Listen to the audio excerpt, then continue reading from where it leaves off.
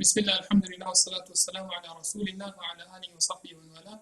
بینندگان عزیز و گرامی، السلام علیکم و رحمت الله. در خدمتتون هستیم در برنامه دیگری از برنامه‌های دفاع از سنت و موضوع برنامه امروز جواب دادن به یک شبهه است و اون شبهه هم آیا میشه از کافر روایت کرد؟ چون این مطلبی است که الان در دنیای مجازی خیلی ها در موردش دارن صحبت میکنن و سوالی است که پرسیده شده و ما هم انشاءالله در این برنامه به این شبهه جواب بدیم. و ما سوالات را از جناب دکتر عبدالحمید عالی خواهیم پرسید. جناب دکتر خیلی خوش اومدین به برنامه و خوشحالیم که دوباره در خدمت شما هستیم. شما اگر سلام علیکی با بینندگان عزیز داشته باشید، ما بعداً سوالات را از شما مطرح میکنیم. من هم به نوبه خود خدمت شما و تمام بینندگان عزیز و گرامی شبکه جهانی وصال حق عرض سلام و ادب دارم. بفرمایید، در خدمت شما هستم. خواهش می‌کنم. جناب دکتر، سوال این گونه هست، یعنی قضیه‌ای که الان می‌خوایم در موردش صحبت بکنیم از این قراره که آیا روایت کردن از کافر درسته؟ چون بعضی هستن میان علمای حدیث رو تکفیر میکنند، میگن این افراد کافر هستن و یکی از دلایل کفر اینها اینه که اونا از علمای قدیم، مثلا از علمای پیش از خودشون علم دریافت کردن و اونا رو تکفیر نکردن، پس خودشون کافرن، مثلا امام شافعی، امام مالک، امام ابو حنیفه، امام احمد و غیره. حالا و استدلال میکنن به این قول خودشون، میان براش استدلال میارن، میگن دلیل ما برای این که جایز از کافر روایت بکنیم این آیه در سوره مبارکه مائده هست، آیه 106 که الله متعال در این آیه میفرماید ای کسانی که ایمان آورده اید، اگر خواستید برای خودتون شاهد بگیرید و شاهد حاضر بکنید وقتی که فردی داره میمیره، آیه 106 سوره مائده.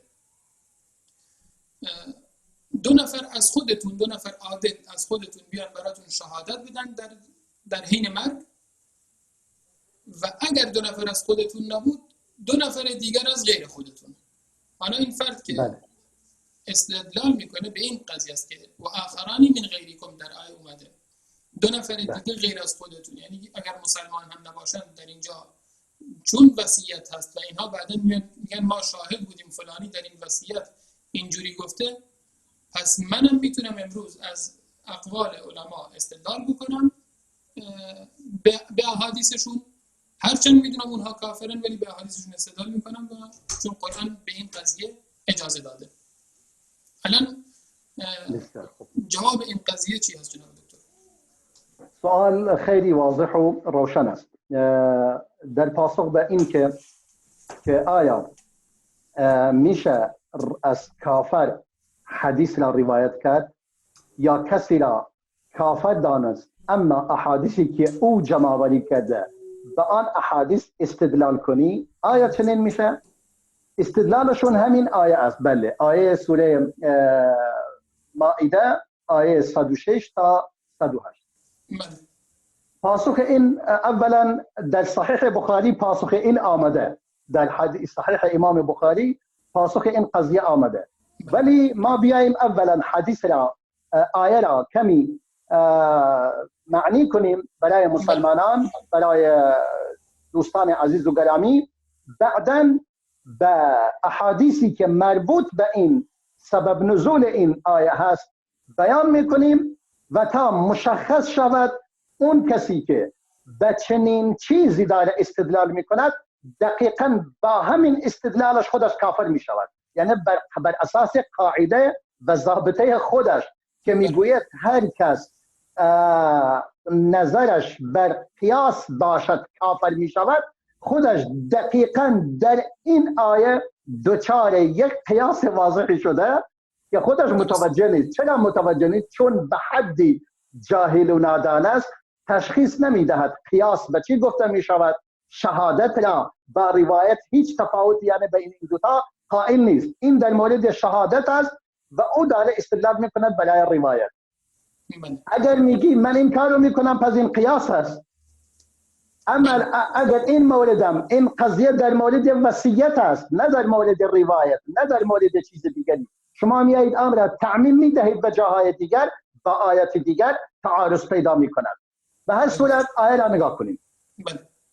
در این آیه پروردگار میفرماید ای کسانی که ایمان آورده اید، شهادت میان شما اگر یکی از شما مرگ بر او فرا رسید، یعنی زمان مرگش فرا رسید، حین الوصیتی، هنگامی که میخواهد در مورد دارایی و اموالی که دارد وصیتی انجام بدهد، حالا الان مرگ بر او فرا رسیده و در حالت مرگ هست و چیزهایی دارد باید در آن وصیت کند.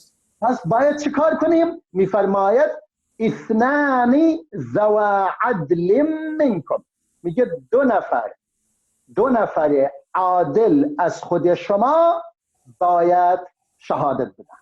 اونجا گفته 2 نفر عادل از خود شما. حالا این از خود شما بیشتر علما میفرمایند منظور این است که یعنی از اقوام و خویشاوندان خودتون، چون انسان وقتی که دارایی دارد و ملکی دارد و اموالی دارد، معمولا اموال در میان بیگانگان مطرح نمی کند، بیگانگان حتی مسلمان، میآید اموال و دارایی خودش را وصیت می کند برای نزدیکترین نزدیک با خودش از اقوام و خویشان خود، در میان آنها وصیتش را بیان می کند و در نتیجه می فرماید اگر یکی از شما مرگش فرا رسید و خواست در همین حالت نیاز بود که وصیتی انجام دهد برای دارایی که دارد، می فرماید شهادت بینکم اثنان ذوا عدل، یعنی شهادت بینکم شهادت یا فلیشهد اثنان ذوا عدل منکم، 2 نفر عادل از خود شما بر این کار شهادت بدهند، او آخران من غیرکم، یا 2 نفر شاهد از غیر خودتون. حالا این از غیر خودتون در اینجا بعضی از اهل علم میفرماید منظور این است چون انسان وصیت برای چه کسی میکند؟ برای افراد خانواده خود و نزدیکان خود. اگر در میان نزدیکان خود کسی نیافتید، 2 نفر از افراد دیگر عادل، 2 نفر دیگر عادل از غیر خودتون اشکال ندارد شاهد شود اگر بود. این یک تفسیر.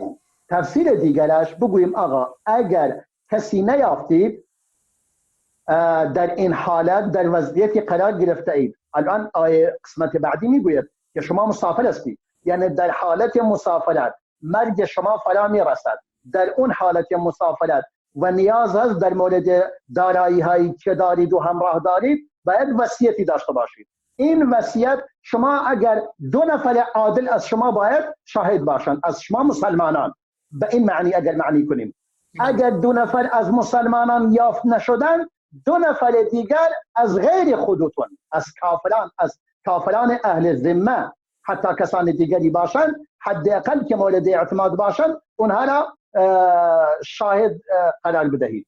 این انتم ضربتم فی الارض، دقت کنید، اگر شما مسافر بودید روی زمین، فاصابتکم مصیبت الموت، و مرگ بالاخره مصیبت مرگ شما را فرا گرفت، یعنی که یعنی در این حالت واحد، یک حالت استثنایی که امام ابن کثیر میفرماید این آیه در مورد یک حکم بسیار نادری سخن میگوید که دیگه در شریعت نظیری دیگه ندارد، همین یکی فقط.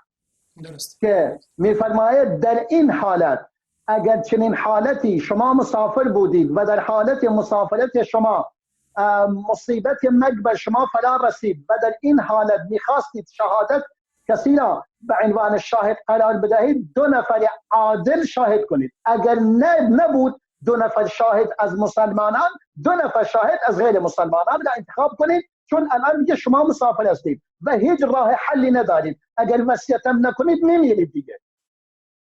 از این که حداقل این 2 تا را شاهد بگیرید بهتر از این است که بهتر از هیچ چیز. در نتیجه بعدا میفرماید تحبسونهما من بعد الصلاة فيقسمان بالله إن ارتبتم لا نشتري به ثمنا ولو كان ذا قربى. میگه بعداً اگر شما مردمانی که وارثان این شخص هستند که فوت کرده، اگر این افراد اعتماد نکردند به شهادت این 2 نفر کافر، مثلا باید آنان را بعد از نماز نگه دارید، بعد از نماز در میان مسلمانان. حالا اینم اختلافی است که آیا منظور نماز مسلمانان است یا نماز خود اوناست، دین خودشون. معمولا قول جمهور علما بر این است که نماز مسلمانان است و این نماز قول جمهور بر این است که نماز عصر است. یعنی بعد از نماز عصر آنها را در مسجد حاضر میکنید و میگویید شما وقتی که بر مورد شهادت آنها تردید دارید آنها را قسم میدهید، به خداوند متعال قسم بخورند که ما با این شهادتی که میدهیم هیچ قصد مصلحت دنیوی را نداریم و هیچ نیت دیگری نداریم و این چیزی که ما گفتیم دقیقا همون چیزی بوده که این متوفای شما چنان وصیت کرده است. ولو کان ذا قربا، میگه ما حتی اگر از قوم و خویشان نزدیک خودمون باشیم حاضر نیستیم که چنین چیزی را به دروغ بگوییم و به خاطر مصالح دنیا بیاییم به خداوند متعال قسم بخوریم. ولا نكتم شهادت الله إنا اذا لمن الآثمين، و ما شهادت خدا را کتمان نخواهیم کرد و اگر چنین کاری انجام بدهیم پس ما از گناهکارانیم. در این حالت ادامه میدهد پروردگار، یعنی در اینجا مشخص می شود یک حالت به قول امام ابن کثیر، یک حالت بسیار نادری که در حالت مسافرت برای انسان پیش می آید که وقت مرگش فرا می رسد، در اونجا 2-3 کلمه می تواند حرفی بزند، 2 نفر شاهد مسلمان را باید بیاورد. اگر نیافتی 2 نفر کافر هم باشند اونا را به عنوان شاهد قرار می دهید و اشیایی که دارید به آنها تحویل می دهید که به عنوان وصیت و شاهد به آن وصیت می کنید که این نزد شما باشد تا بالاخره به صاحب خونه یا به افراد ما می رسانید. میگه اگر اهل مرده یعنی اون صاحبان یعنی وارثان این متوفا اگر شک داشتن در مورد اون مواردی که اونها آوردن، میگن مثلا تمام اشیایی که نزد او بوده این مقدار است، اونا مطمئن هستن مسائل دیگری همراه داشته چون افراد از خانواده خودشون بوده و در آیه مشخص می شود که نزدیکترین افراد می آین جلو، می دونن که پدرشون یا این فرد از خانه خارج شده چه چیزی به همراه داشته. کاملا این چیز برای آنها قابل مشخص است و قابل درک است. در این حالت می فرماید فإن عثر على أنهما استحقا إثما فآخران يقومان مقامهما من الذين استحق عليهم الأوليان. می‌فرماید اگر متوجه شدن که واقعا اینها چیزهایی را پنهان کردن از اشیایی که این فرد متوفا داشته و به آنها تحویل داده، چیزی را از آنها قایم میکنند و پنهان کردند. مشخص شد اگر متوجه چنین خیانتی شدند از 2 نفر دیگر از افرادی که یقومان مقامهما، یعنی 2 نفر دیگر از افراد وارثان بسیار نزدیک به این متوفا می آیند جلو فیقسمان بالله، قسم می خورند به پروردگار لشهادتنا احق من شهادتهما، میگویند قسم می خورند به پروردگار که شهادت ما بهتر و صحیحتر و درستتر هست از شهادت آنها که میگویند تنها این مقدار از اشیا به ما تحویل داده و ما اعتدینا، و ما اصلا تعدا نمی کنیم، از حد خود و از تعدی نمی کنیم و تجاوز نمی کنیم و چیزی که داریم میگوییم واقعا بهتان و تهمت نیست بر این افراد. اینا اذا لمن الظالمین، اگر ما چنین کاری کنیم واقعا ما ستمکاران هستیم، ما چنین کاری نمی کنیم. بعداً پروردگار میفرماید ذلك ادنا ان یأتوا بالشهاده، میفرماید این قضیه پایین ترین حالتی است برای این که این افراد بتوانند یعنی شهادت را به صورت درست ادا کنند. او یخافو ان ترد ایمان بعد ایمانهم، یا برای این است که ترس اینو داشته باشند مبادا یک قسمی با قسم دیگری رد شود. یعنی اون کسانی که قسم میخورند که ما درست میگوییم و حرف ما درست است، این دو نفر خیانت کرده اند، تا قسم دیگری به قسم، یعنی به سبب این دو تا قسم که یکی دیگری را رد میکند. به خاطر این که شهادت به صورت کامل انجام بگیرد و قسم یکی به دیگری واقعا غالب شود، این بهترین حالت است. بعدا میفرماید واتقوا الله، تقوای خدا را داشته باشید، واسمعوا، با دقت گوش فرا دهید، والله لا یهدی القوم الفاسقین، پروردگار قوم فاسق را هدایت نخواهد. نگاه کن، در بحث شهادت بحث فسق مطرح است، یعنی اگر کسی عادل نباشد فاسق است، و در شهادت اگر دروغ گفت می شود فاسق. حالا در اینجا یک مسئله نادر و یک مسئله استثنایی که هیچ راه حل دیگری وجود ندارد جز این حالت. در این حالت مثلا انسان کسی را نمی‌یابد که برایش وصیت کند از افراد خانواده خودش. یک انسان، دو نفر انسان مثلا از غیر از مسلمان را سراغ دارد، حداقل به اونا میدهد، اشیاء را به آنان تحویل میدهد و آنان را شاهد میکند، میگه این وسایلی همراه من بوده و شما اینجا به صاحب خانواده ما میرسان. در نتیجه اون انسانی که اینقدر نادان است به این آیه استدلال میکند که جایز است انسان بیاید از راویانی که کافر هستند حدیث روایت کند. به نظر اینها امام بخاری کافر است، امام مسلم کافر است معاذ الله، امام ابو داود، ترمذی، نسائی، ابن ماجه، احمد، مالک، شافعی، ابو حنیفه، همه اینها به نظر اینها کافر هستند و اینها را تکفیر میکنند و با نهایت بیشرمی و با نهایت پررویی میآیند احادیث اینها استدلال میکنند. احادیث بخاری میخواند، هر کدوم دوست داشت. دقیقا مانند رافضیان که نه بخاری، نه مسلم، نه ابو داود، نه ترمذی، نه نسائی، نه ابن ماجه، نه مسند احمد، نه مالک را قبول ندارند. اگر جای حدیث ضعیفی را یافتند که این حدیث ضعیف دارد مثلا مطلبی از برای آنها میتوانید استدلال بگیرید، برای یک باطل از اباطل آنها روی اون حدیث ضعیف را میگیرند و شروع میکنند به مانور دادن. دقیقاً این روش این افراد هم دقیقاً روش این افراد رافضی ها هست، به صورت دقیقاً عین رافضی ها هستند. یعنی هیچ چیزی ندارند که به آن استدلال کنند و مطالب خود را در واقع اثبات کنند، یا باید از قرآن بگیرن یا سنت. قرآن و سنت هم از طریق همون افرادی به دست ما رسیده که اونها را تکفیر میکنند.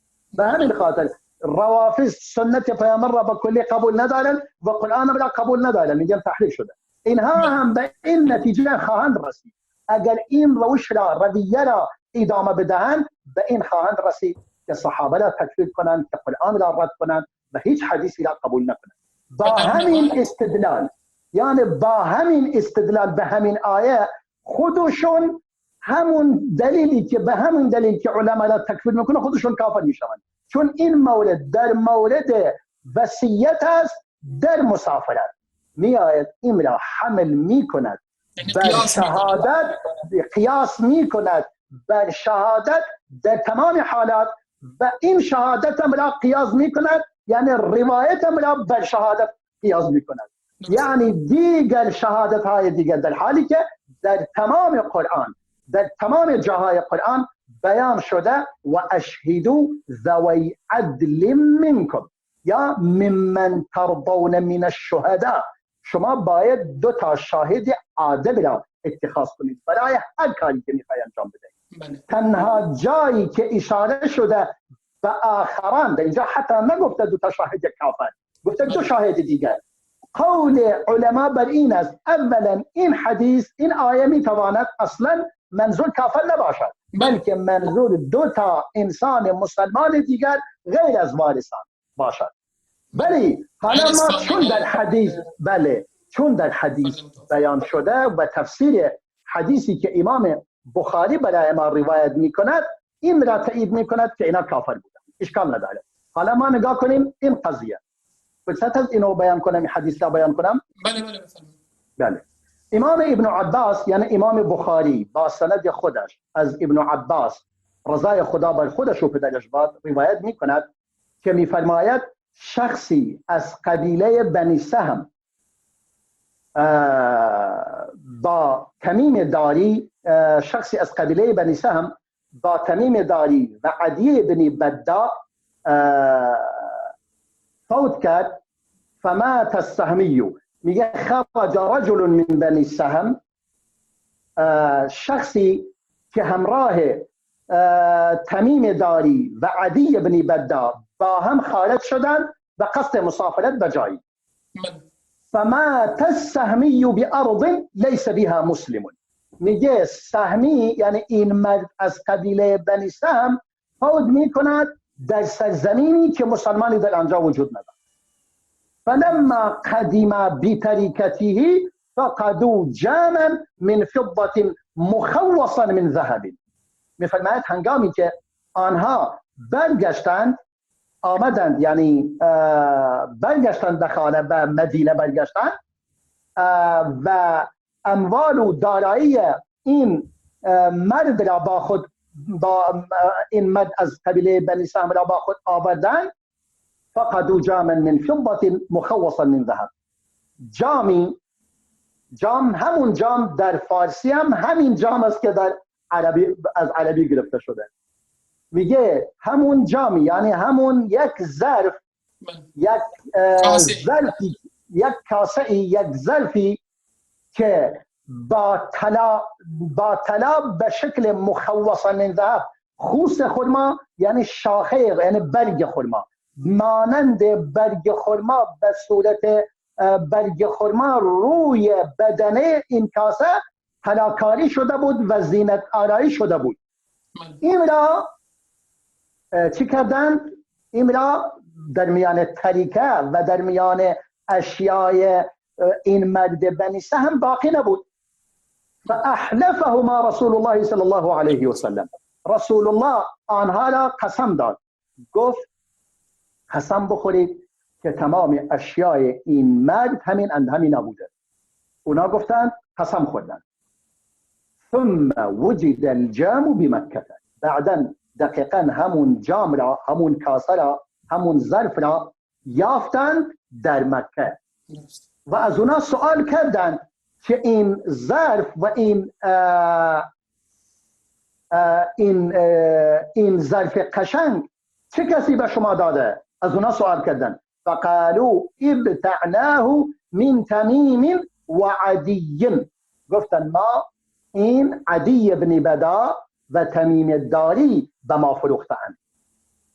فقام رجلان من اولیائه، در نتیجه بعدا 2 نفر از وارثان این مرد، از اولیای دم، صاحبان خون بلند شدند. فحلف لشهادتنا احق من شهادتهما، قسم خوردند، گفتند شهادت ما درست‌تر است و صحیح‌تر است و با دلیل‌تر است، ثابت‌تر است از گواهی آنها. و این الجام لصاحبهم، و واقعا این جام هم، این کاسه هم مال اون مرد ما بوده، همون شخص سهمی بوده که بله پیدا شده. قال و فیهم نزلت هذه الآیه، بعداً میگه این آیه در مورد اینها نازل شد. حالا ما بیاییم به همین حدیثی که امام بخاری و امام ترمذی و دیگران روایت کردن، امام مسلم روایت نکرده، اما امام بخاری و امام ترمذی و امام احمد و ابو داود این حدیث را روایت کردند و میفرماید دقیقاً سبب نزول این آیه همین مطلب بوده که این شخص در یک مسافرتی فوت می کند و هیچ مسلمانی همراه او نبوده جز این 2 نفر. البته تمیم داری بعدا مسلمان می شود در سال 9 هجری و این هم مشخص می کند که این حادثه خیلی متأخر بوده. هرچند بعضی از اهل علم میگویند اصلا این آیه منسوخ شده با آیت دیگر، ولی بیشتر علما بر این هستند نه منسوخ نیست، این یک حکمی به قول امام ابن کثیر یک حالت بسیار نادر و کمیابی است که اتفاق می افتد و چنین اتفاقی افتاده و به خاطر همین بوده. در نتیجه یک انسان جاهل و نادان با این آیه میخواد استدلال کند که می شود شما از یک کافر روایت کنید، در حالی که این وضعیت این قضیه بود. تنها این مولد اتفاق افتاده و در این مولد اینها دروغ گفتن، خیانت کردن. شما نگاه کن، یعنی اینها استدلال میکنن به چیزی، اون چیزی که یک بار اتفاق افتاده و اون یک بار هم به دروغ گفتن. یعنی در عصر رسول الله یک بار اتفاق افتاده، اما یک بار دیگر امام ابو داود بیان میکند که بعد از رسول خدا صلی الله علیه و سلم در زمان امام ابو موسی اشعری اتفاق افتاده، یعنی بعد از وفات رسول الله، که امام ابو داود میگوید شعبی. اگر جناب دکتر اجازه بدین این بخش رو بعد از میان برنامه ببینیم. خدمت شما بینندگان عزیز بخواهیم داشت. بسیار خوب. خب بینندگان عزیز با ما باشید. پس از دیدن یک برنامه کوتاه ان شاء الله ما باقی مباحث رو در خدمت جناب دکتر خواهیم بود. با ما باشید. أحد الميادين العامة بمدينة اسطنبول يتظاهرون اليوم احتجاجا على رسوم الإسلام. إنه سب واستهزاء بالنبي صلى الله عليه وسلم. لم تسلم حتى أمعاء في سخريتهم. هل تعرفون من هو النبي محمد صلى الله عليه وسلم؟ وهل تعلمون لماذا يحبه العالم؟ ما الذي جعل جذع الشجر يحن ويبكي على فراقه صلى الله عليه وسلم؟ الذي جعل هذا الجبل الساكن يهتز ضربا حين وقف عليه؟ إنه نبي الرحمة. ستسألون عن ذلك الحب الذي ملك القلوب. ويا من تحاولون الإساءة لنبينا الكريم، تعالوا واقرأوا سنته واسمعوا كلامه. نحبك يا رسول الله ونفديك بأرواحنا. وكيف لا نحبه وهو نبي الإنسان يحزن لحزن طفل مات عصفوره. ستعلمون حقا أنه ما بعث إلا رحمة لكم.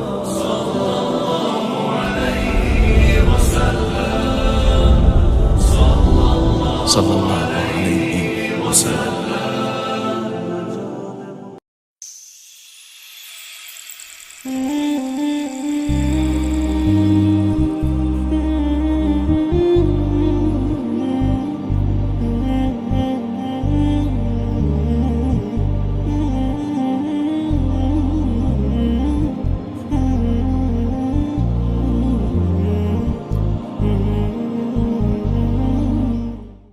حبيب الله يا خير البرايا ويا عالي المناقب والمزايا ويا أعلى الخلائق عند ربي متى ألقى فاللقيا منايا.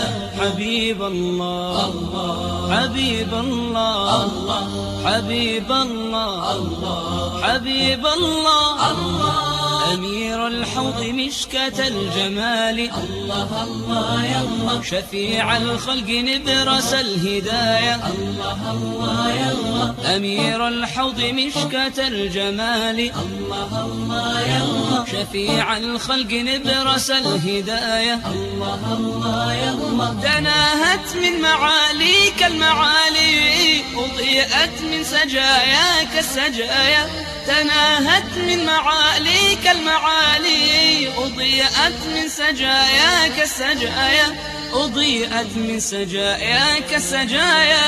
حبيب الله يا خير البرايا ويا عالي المناقب والمزايا ويا أعلى الخلائق عند ربي متى ألقى فاللقيا منايا. حبيب الله حبيب الله حبيب الله حبيب الله بشمل الحسن نورت المدينة الله الله يا الله وبالقصواء شرفت المطايا الله الله يا الله بشمل الحسن نورت المدينة الله الله يا الله وبالقصواء شرفت المطايا الله الله يا الله وأهديت النوايا كل فخر بما أضمرت في النفس النوايا وأهديت النوايا كل فخر بما أضمرت في النفس النوايا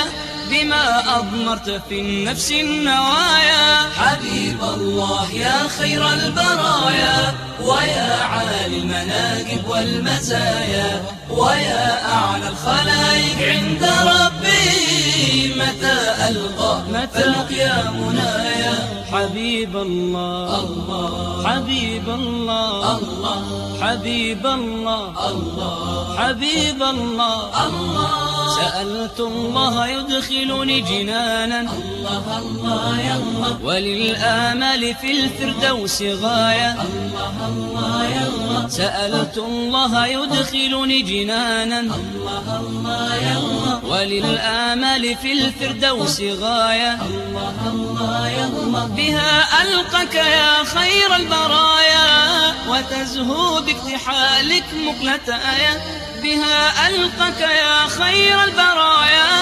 وتزهو باكتحالك مقلتايا وتزهو باكتحالك مقلتايا حبيب الله يا خير البرايا ويا عالي المناقب والمزايا ويا أعلى الخلائق عند ربي متى ألقى فاللقيا منايا حبيب الله الله حبيب الله الله حبيب الله الله حبيب الله الله صلاة الله تغشك اكتنافا الله الله يا الله بما بلغتنا وحيا وآية الله الله يا الله صلاة الله تغشاك اكتنافا الله الله يا الله بما بلغتنا وحيا وآية الله الله يا الله وتروي قبرك المغمور طهرا سلاما حملا فيض العطايا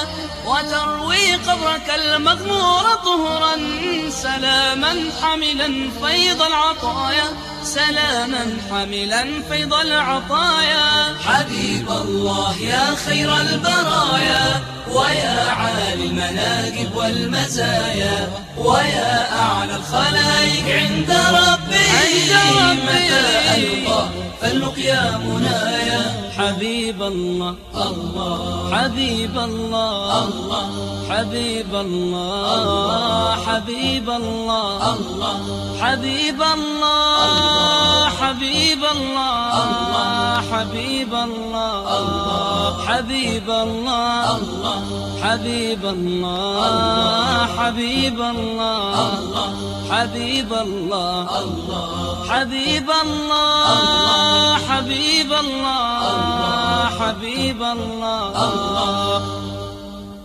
الله الله الله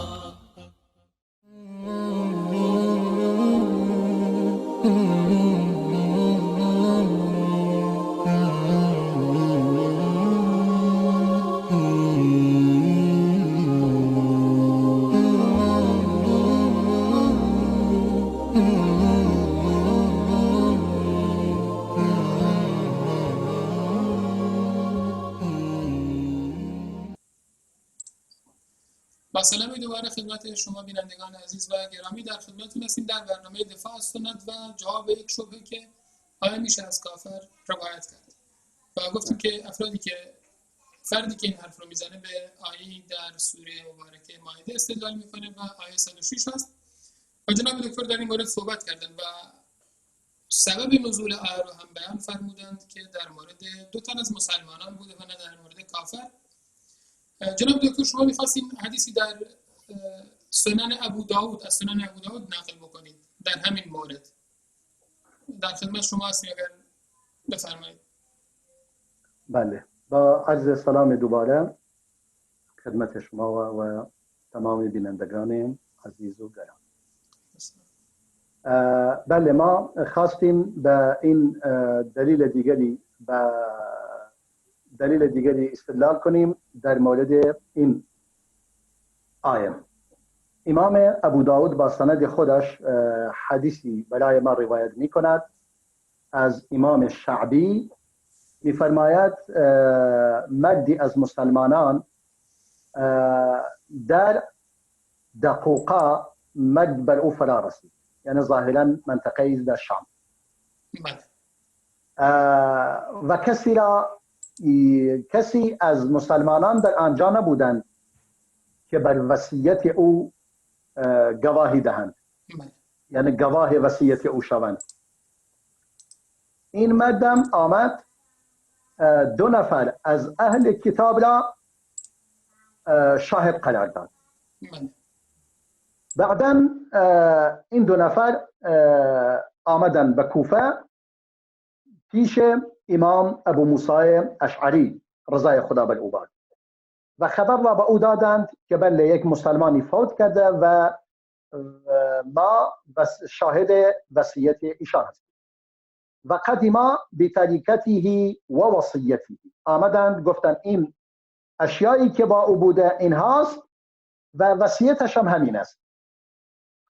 امام ابو موسی اشعری فرمود این چیزی است که بعد از زمان رسول خدا صلی الله علیه وسلم چنین چیزی اتفاق نیفتاده.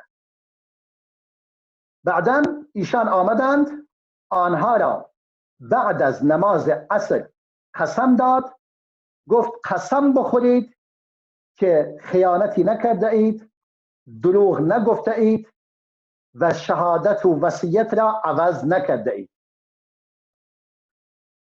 آنها هم قسم خوردند که چیزی را تغییر نداده ایم و چیزی را پنهان نکرده ایم و دروغ نگفته ایم و تمام اشیایی که نزد او بوده همین است که به شما تحویل دادیم.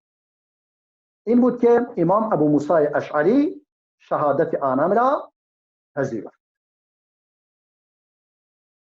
این هم مطلبی است که یک حدیث این خبر صحیح است و مشخص است. پس با این آیه مشخص شد که سبب نزولش در مورد فردی است که در بیابانی یا در مسافرتی فوت می کند و مسلمانی در اونجا وجود ندارد که برای او شهادت بدهد و یعنی وصیت بر وصیت او شاهد باشد.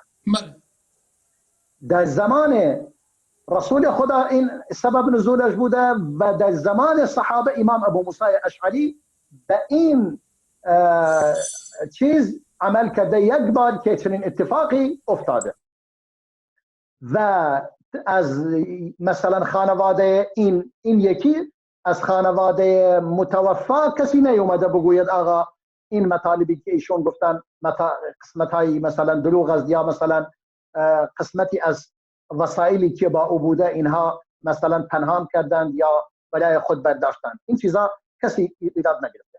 در نتیجه این یک حالت بسیار نادر و استثنایی و این حالت نادر و استثنایی هرگز تعمیم ندارد برای حالت غیر از ضرورت. یعنی این یک حالت ضرورت است که انسان به وصیت، در واقع این وصیت هم هست، نه فقط شهادت تنها نیست بلکه وصیت هست، چون این آقا وصیت می کند این دارایی من است، این وسایل من است، این امکان چیزایی که بعد من همراه هم هست اینها را مثلا به خانواده من برسانید. این در واقع وصیت است. در حالت شما نمیشه از حالت اضطراری یک حکم عام بگیرید. بله به هیچ وجهی. اگر اینجوری باشد وقتی که پروردگار اجازه داد در حالت ضرورت گوشت مردار بخوری میشه از این استدلال کنید آقا ما میتونیم در همه حالت مثلا گوشت مردار بخوریم، همیشه گوشت مردار بخوریم؟ نه نمیشه. درست. در حالت ضرورت چیزهایی جایز هست که در حالت غیر ضرورت جایز نیست. در مسافرت چیزی جایز است که در حالت اقامت جایز نیست. شما در مسافرت میتوانید نماز را قصر کنید ولی در حالتی که تو خونه هستید هیچ عالمی در روی زمین نگفته میتوانید نماز را قصر کنید. درست. اگر در حالت خوف، اون نماز خوف است، فرق میکنه. نماز خوف هم میشه قصر کرد، به صورت قصر خوند. اما نماز سفر، قصر که مخصوص سفر است، دیگه نمیتونی آن را تعمیم دهید مثلا به غیر سفر. اگر تعمیم دادی قیاس کردی، اگر قیاس کردی شما میگی قیاس کفر است. خب جناب دکتر، اینجا یک سوال دیگه مطرح میشه. الان ما 10 دقیقه وقت داریم به پایان برنامه. شما در مورد قیاس صحبت کردید. ما میدونیم که قیاس یکی از ادله احکامه. همه علمای اسلام به قیاس استدلال کردن. درسته. الان این افرادی که میان علما رو به خاطر قیاس تکفیر میکنن و بعدش ائمه حدیث رو به خاطر علمای فقها تکفیر میکنن، این قضیهش چی هست؟ چجوری از میشه استدلال کرد که قیاسی قضیه شرعی هست و کفر نیست؟ بله، اصلا قیاس به حدی فراوان است در قرآن و در سنت. یعنی نه این که بگویی 10 مورد، 20 مورد، 100 مورد، موارد بسیار بسیار زیاد است که انشاءالله ما سعی میکنیم در یک جلسه دیگر به صورت مفصل و جداگانه در مورد قیاس صحبت میکنیم. بله، تمام آیاتی که در قرآن آمده، این اثبات قیاس، آیاتی که در مورد ضرب المثل، یعنی مثلا فقط شما کتابهایی که در امثال قرآن نوشته شده همه اینا جزء قیاس هستند، یا قیاس تشبیه هست. بله، یعنی این قیاس هایی که در قرآن وجود دارد به حدی فراوان است. یکی دوتا، مثلا كمثل العنكبوت اتخذت بيتا ان الذين اتخذوا من دون الله اولیاء كمثل العنكبوت اتخذت بيتا. این خودش یک قیاس است که در قرآن وجود دارد.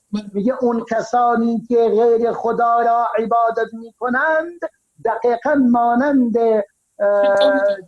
عنکبوتی هستند که برای خود خانه ای ساخته. یعنی اون خانه عنکبوت چقدر میشه به آن اعتماد کرد و به آن تکیه زد، عبادت غیر خدا به همون اندازه. این چه قیاس؟ پروردگار میفرماید فاعتبروا یا اولی الابصار. این قیاس هست. یعنی ای کسانی که دارای بصیرت و درک و شعور هستید، شما هم عبرت بگیرید. یعنی چی؟ یعنی از این واقعی که برای مثلا یهود بنی نضیر پیش آمد که از خانه و کاشانه خود بعد از مخالفت‌های فراوان و بعد از خیانت‌های متعدد انجام دادن اخراج شدن، این برای هر کسی ممکنه پیش بیاید. و تمام آیاتی که در قرآن در مورد زنده شدن پس از مرگ زنده می‌کند، بعدا می‌فرماید کذالک الخروج. زنده شدن پس از مرگ هم آنچنان است. یعنی مثلا اون کسی که می‌فرماید افرأیت، مثلا در مورد آسمان سخن میگوید، بعدا در مورد والارض مددناه والقینا فيها رواسي وانبتنا فيها من كل زوج بهيج تبصره وذكرى لكل عبد منيب. مثلا همین زمینی که روی آن شما حرکت میکنید، روی آن زندگی میکنید و پروردگار آن را کش داده و وسیع و گسترانیده و بر روی اون کوههای محکم استوار گردانیده، این نشانه قدرت خداست. کسی که تونسته این کارها رو انجام بدهد، بعدا میتواند دوباره انسان را زنده گرداند. بعدا میفرماید کذالک الخروج. یا اون کسی که باران میباراند و با وسیله باران زمین شاداب میشود و خرم میشود و سبزی میرویاند، بعدا میفرماید کذالک الخروج. زنده شدن پس از مرگ آنچنان است. مثلا میفرماید افعینا بالخلق الاول، آیا ما بار اول که شما را آفریدیم خسته و درمانده شدیم که نتونیم بار دیگر انجام بدهیم؟ پس بار اول که نشدیم بار دوم هم نخواهیم شد.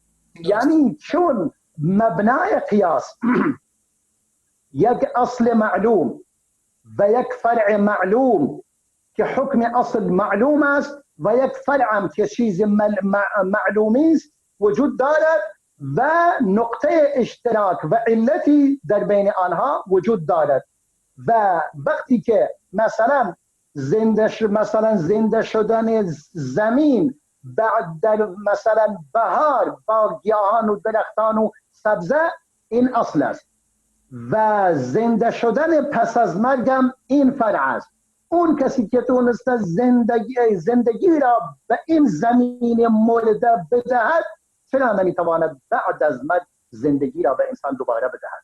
اصلا اون کسی که تونسته انسان را بار اول بیافریند چرا نمیتواند بار دوم را بیافریند؟ این هم خودش قیاس است. یعنی قیاس در قرآن و سنت به حدی زیاده است، یکی دوتا نیست.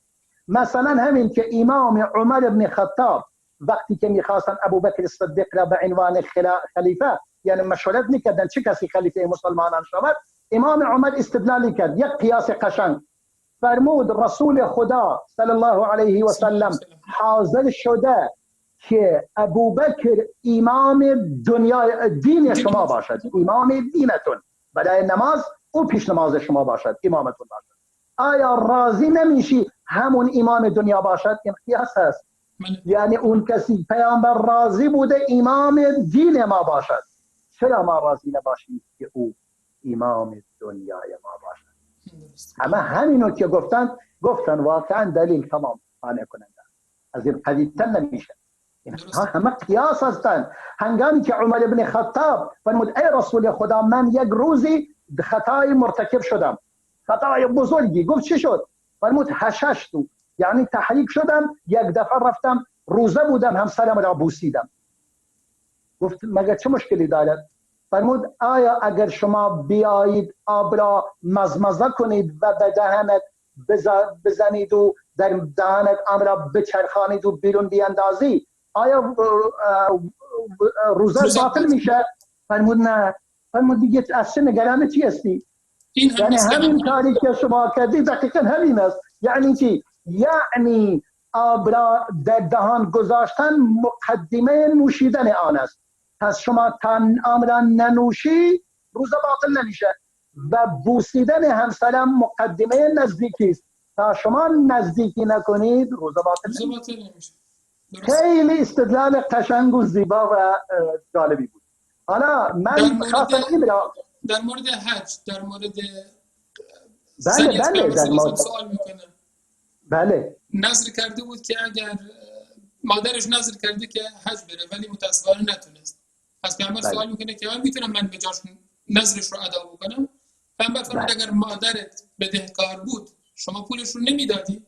میگه چرا میدادی؟ میگه الان بدهی خدا رو بدید، خدا اولاتر این که بدهیش رو پرداخت. بله فقضاء نعم بله، یعنی قضاء دین فدین الله احق بالقضاء. دین الله در اینجا این خانم که سوال کرد از رسول الله صلی الله علیه و سلم که آیا من میتونم مادرم نظر کرده حج کنم ولی فوت کرده، من میتونم بجاش انجام بدم؟ گفت بله. گفت آیا اگر مادرت بدهکار بود بدیهیش رو پرداخت نمیکردی؟ گفت چرا؟ گفت خیلی خوب، بدیهی خدا اولاتر به پرداخت است تا بدیهی بندگان خدا. در اینجا اینم قیاس است. بله موارد خیلی زیاده، یعنی من بگویم 10 تا 20 تا 100 تا موارد خیلی زیاده در کتاب و در سنت. ولی من یک نکته خواستم عرض کنم و آن هم این که چند دقیقه؟ 2 دقیقه وقت داریم. بله مثلا امام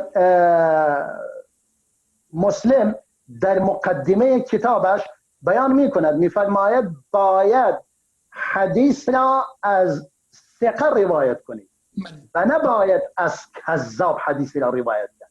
درسته.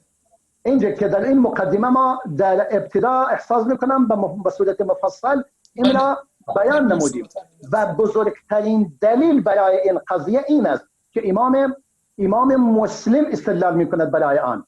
میگه دلیل این است که خدا فرموده ای کسانی که ایمان آورده اید اگر فاسقی برای شما خبری آورد تحقیق کنید، مبادا از روی نادانی بر قومی بزنید، یورش ببرید و بعدا از کارتون پشیمان شوید.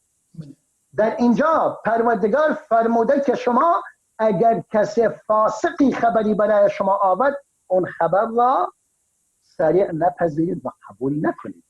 همچنان که امام شافعی میفرماید وقتی که خدا به ما اجازه نمیدهد خبر یک مسلمان فاسق را قبول کنیم، چجوری اجازه داریم خبر یک کافر را قبول کنیم؟ نه، چنین چیزی وجود ندارد. به همین خاطر 4 امام اهل سنت البته سه امام مالک و امام شافعی و امام ابو حنیفه بر این هستند که شهادت کفار برای مسلمان مطلقا جایز نیست.